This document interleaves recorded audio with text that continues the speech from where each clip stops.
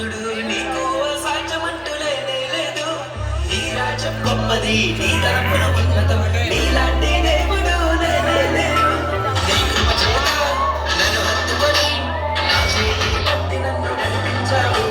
నీ ప్రేమ వాత్సల్యం నాపై చూపి ఎడబాయని కృపతో నన్ను రక్షించావు.